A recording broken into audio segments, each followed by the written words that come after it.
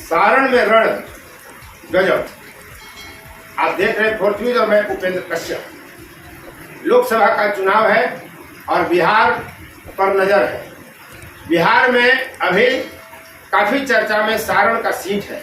यहाँ लोकसभा चुनाव ऐसे व्यक्तियों के बीच हो रहा है जहाँ बदले की भावना है, जहाँ जीत लेने का जज्बा है, जहाँ रिकॉर्ड बनाने का जज्बा है।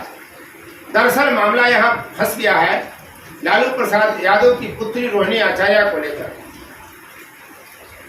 कई बार यह भी चर्चा आई कि लालू प्रसाद यादव का यह दांव उल्टा पड़ जाएगा और वे रोहिणी आचार्य को यहाँ फंसा दिए हैं। रोहिणी आचार्य सीट नहीं निकल पाएंगे। दूसरा पक्ष यह भी कहता है कि लालू प्रसाद यादव ने बड़ा दांव खेला है। जिस तरह से 2022 में पिता को किडनी देकर रोहिणी आचार्य सुर्खियों में आ चुकी हैं, उनसे जनता की सहानुभूति जुड़ गई है, उसमें उनका राजद का यह सीट निकाल लेना सरल है अपेक्षाकृत अन्य लोकसभा सीटों के। तो मामला क्या है? रोहिणी आचार्य का यह सीट जीत पाएंगे और क्यों नहीं जीत पाएंगे? दोनों पक्ष हम आपके बीच रखेंगे। क्या है सारण में जातीय समीकरण, यह भी बतलाएंगे। कौन जाति किसके साथ है, किस जाति का कितना वोट है, ये पूरी बात हम आपको इस वीडियो में बतलाएंगे। आप देख रहे हैं फोर्थ न्यूज और मैं उपेंद्र कश्यप। पहले आपको बताते हैं कि रोहिणी आचार्य का मुकाबला जिस राजीव प्रताप रूडी से है, दोनों का प्रोफाइल क्या है। रोहिणी आचार्य की उम्र 44 वर्ष है तो राजीव प्रताप रूडी 62 वर्ष के है। रोहिणी आचार्य MBBS है, इकोनॉमिक्स में मास्टर्स की हुई है, MBA की हुई है, बैंक में MD है, सिंगापुर रहती है। 2022 में पिता का उन्होंने ऑपरेशन सिंगापुर में करवाया था, किडनी ट्रांसप्लांट, और उसके बाद वो राष्ट्रीय स्तर पर अंतर्राष्ट्रीय स्तर पर नारी सम्मान का प्रतिनिधित्व करने लगी, बेटी का प्रतिनिधित्व करने लगी। लोगों ने कहना शुरू कर दिया कि बेटी हो तो रोहिणी आचार्य है। तमाम तरह की चर्चाएं होती रही और यही कारण है कि जब उनको टिकट मिला तो भाजपा के प्रदेश अध्यक्ष रहे उप मुख्यमंत्री सम्राट चौधरी ने कह दिया ऐसी बात, उसे लेकर भी आलोचनाएं होने लगी और भाजपा बैकफुट पर आ गई। यहाँ राजीव प्रताप रूडी जो है वो इकोनॉमिक्स में PG है, LLB है, कमर्शियल पायलट रह चुके हैं। 1990 में वो विधायक बने और 1996, 1999, 2014, 2019 में 4 बार के सांसद रहे। उनकी कोशिश है कि एक बार और रिकॉर्ड बनाया जाए, लगातार तीसरी बार जीत कर 5 बार सांसद हो जाएंगे अगर रूडी जीतते हैं तो। रूडी आज जिस तरह से नरेंद्र मोदी 2014 से तकनीक का इस्तेमाल चुनाव में कर रहे हैं, राजीव प्रताप रूडी ने 1996 में इसका इस्तेमाल किया था और तब तकनीक का भरपूर मदद लेकर राजीव प्रताप रूडी लोकसभा चुनाव जीत गए थे। अब रोहिणी आचार्य भी तकनीक फ्रेंडली है, सिस्टम फ्रेंडली है और वे लगातार राजनीति में सक्रिय रही हैं। आप जान ही रहे हैं कि उनका एक्स हैंडल पर वो लगातार पोस्ट करते हैं नीतीश कुमार को, नरेंद्र मोदी को लेकर, प्रशांत किशोर को लेकर लगातार उनके बयान आते हैं और उसको तुकबंदी में अपनी बात रखते हैं। आपको लगेगा कि आप कोई दोहा बोल रहे हैं, कोई शेर पढ़ रहे हैं। इस अंदाज में वे अपनी बात रखती हैं, गद्य नहीं तुकबंदी में बात रखती हैं रोहिणी आचार्य। यानी साहित्य में भी उनकी रुचि है। अब हम बतलाते हैं कि राजीव प्रताप रूडी जहां लगातार 3 बार और 5वीं बार सांसद बनने का रिकॉर्ड बनाने के लिए जज्बा लेकर मैदान में है, वहीं रोहिणी आचार्य अपनी मां का बदला लेने की भावना रखती है। यहां से पहली बार लालू प्रसाद यादव 1977 में सांसद बने थे, फिर उसके बाद 1989 में लालू प्रसाद यादव सांसद बनते हैं, 2004 और 2009 में 4 बार लालू प्रसाद यादव यहाँ से सांसद रह चुके हैं। लेकिन जब न्यायिक और जेल यात्रा के कारण लालू प्रसाद यादव के चुनाव लड़ने की संभावना खत्म हो गई, तब लालू प्रसाद यादव ने 2014 में राबड़ी देवी को राजीव यहाँ पर प्रत्याशी बनाया और राबड़ी देवी को राजीव प्रताप रूडी ने हरा दिया।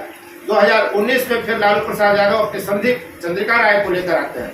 ये वही चंद्रिका राय है जिनकी बेटी ऐश्वर्या राय तेज प्रताप यादव की पत्नी है। तेज प्रताप के ससुर है चंद्रिका राय और लालू प्रसाद के समधी हैं। राजीव प्रताप रूडी ने इनके लालू प्रसाद यादव के समधी चंद्रिका राव को भी बुरी तरह हरा दिया। जबकि राजद लगातार, चाहे वो राबड़ी देवी हो चाहे चंद्रिका राय हो, दोनों परिवार के बीच की मामला था, तो लगातार राजद ने काफी कुछ अपना योगदान किया, काफी सहयोग किया, काफी प्रयास किया, हर स्तर पर राजद लगी रही, गठबंधन भी रहा, लेकिन न तो राबड़ी देवी जीत सकी 2014 में, न 2019 में चंद्रिका राय जीत सके। लालू प्रसाद यादव रूढ़ी को हरा चुके हैं, लेकिन रूढ़ी राबड़ी को भी हरा चुके हैं और चंद्रिका राय को भी हरा चुके हैं। अब ऐसे में रोहिणी आचार्य के सामने चुनौती है कि क्या मां जिस व्यक्ति से हार गई उस व्यक्ति को वे हरा सकेंगे, ये भावना काम कर रही है।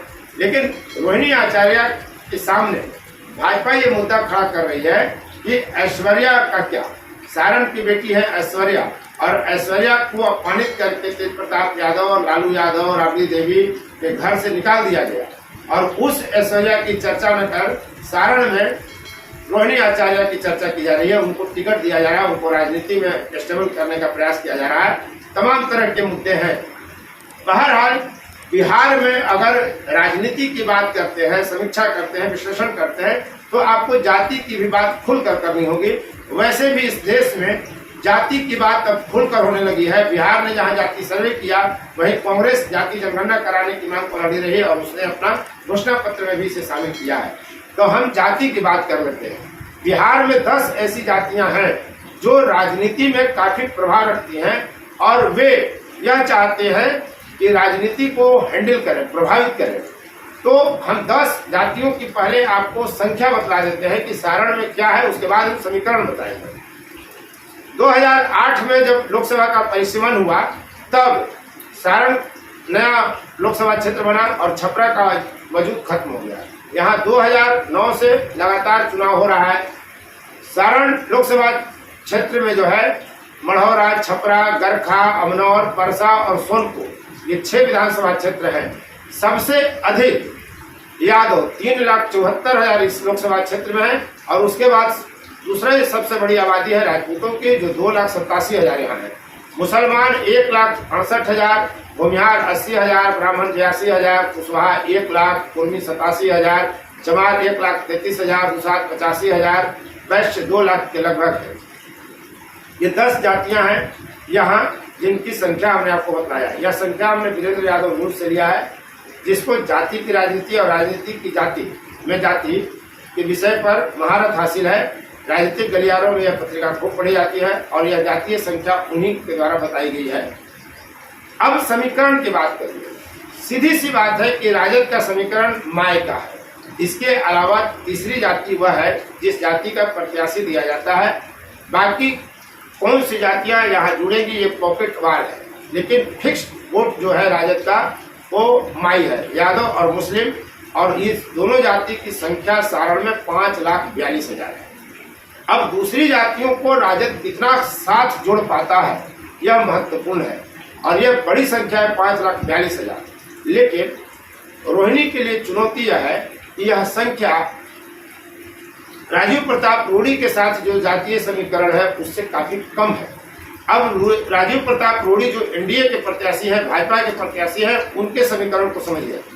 तो एनडीए के साथ राजपूत, भूमिहार, ब्राह्मण यानी पूरी तरह सवर्ण और वैश्य 2 जातियां हैं, और तीसरी मजबूत जाति है पासवान, जो चिराग पासवान एनडीए के साथ है। तो इन 4 जातियों की संख्या जो है 5 जातियों की, राजपूत, भूमिहार, ब्राह्मण, वैश्य और पासवान की मिलाकर 8,25,000 हो जाती है। यानी लगभग 3 लाख राजद की अपेक्षा अधिक, जो राजद कांग्रेस का समीकरण है वहां जातियों का, उससे लगभग 3 लाख अधिक वोट एनडीए के पास है। अब समझने की बात यह है कि कुशवाहा की जाति जो है वहां 1 लाख की आबादी, चमार 1,33,000, ये कहाँ जाए। बाकी जातियों का तो फिक्स्ड है कि वो कहाँ है। चूंकि सारण में कोई कुशवाहा जाति का प्रत्याशी नहीं है मुख्य मुकाबले में राजीव प्रताप रूडी और रोहिणी के अलावा, तो यह संभव है कि वहां का कुशवाहा वोट भाजपा के साथ जाए, या अगर कोई कुशवाहा जाति का कैंडिडेट यहाँ खड़ा होता है, यहाँ 5वें चरण में चुनाव होना है, 20 मई को मतदान होना है, अभी पूरी तरह प्रत्याशी स्पष्ट नहीं है। अगर कोई कुशवाहा मजबूत खड़ा होता है तो वोट कटेगा, अन्यथा कुशवाहा का वोट मानकर चला जा रहा है बिहार में कि ये भाजपा के साथ जाएगा, क्योंकि भाजपा कुशवाहाओं को लेकर आगे बढ़ी है। तो 1 लाख अगर कुशवाहा का वोट एनडीए के सरप्लस हो जाता है तो एनडीए और इंडिया के बीच जो वोटों का जातीय समीकरण है उसमें 4 लाख का लगभग अंतर आ जाएगा। अब रही बात चमार का, तो चमार जाति किधर है? चमार अगर पासवान के साथ जाना स्वीकार लेता है, अगर वो एनडीए के साथ जाता है तो कहीं मुकाबले में भी रोहिणी आचार्य नहीं है। लेकिन अगर चमार राजद और कांग्रेस के साथ जाता है तो फिर मुकाबला थोड़ा और टक्कर का होगा। महत्वपूर्ण यह है कि ये कुशवाहा चमार के अलावा जो दूसरी कमजोर जातियां हैं उनका समीकरण क्या बनता है। तो जो कमजोर जातियां हैं, जो ओबीसी की जातियां हैं, उसमें अधिकतर ऐसी संख्या है जो भाजपा के साथ जाना सहज समझती है। ऐसी स्थिति में भाजपा के मुकाबले राजद का उम्मीदवार कहीं नहीं टिकता। यानी सारण के रण में एनडीए के मुकाबले इंडिया का प्रत्याशी कहीं नहीं टिकता। चुनाव है, राजनीति है, परिणाम 4 जून को पता चलेगा। लेकिन जो समीकरण है जाती है उसमें एनडीए के सामने इंडिया कहीं नहीं है। तो क्या सही में सारण के रण में रोहिणी फंस गई है? क्या लालू प्रसाद यादव स्वयं अपनी पत्नी, पुत्र तेजस्वी यादव, पुत्र तेज प्रताप यादव, पुत्री मीसा भारती, यानी पति पत्नी 2 पुत्र 4, 1 पुत्री 5 को राजनीति में स्थापित करने के बाद छठा प्रयास असफल हो जाएंगे? यानी उस परिवार के छठे सदस्य वो राजनीति में स्थापित करने का जो पहला प्रयास रोहिणी आचार्य को लेकर लालू प्रसाद यादव कर रहे हैं उसमें चूक हो गई है। लालू प्रसाद हार जाएंगे, देखना दिलचस्प होगा। हम 4 जून का इंतजार करते हैं और जैसा परिणाम आएगा उसका फिर विश्लेषण लेकर आपके सामने हाजिर होंगे। आप देख रहे थे फोर्थ न्यूज और मैं उपेंद्र कश्यप। आपसे अपील करता हूं कि यदि अब तक आपने इस चैनल को सब्सक्राइब नहीं किया है तो चैनल को सब्सक्राइब करें, शेयर लाइक कमेंट जरूर करें। देखते रहिए फोर्थ न्यूज। एक से एक राजनीतिक विश्लेषण हम लेकर आते हैं, विभाग पूरी तरह तटस्थ विश्लेषण। धन्यवाद। फोर्थ व्यूज, चौथा विचार, बाकी फिर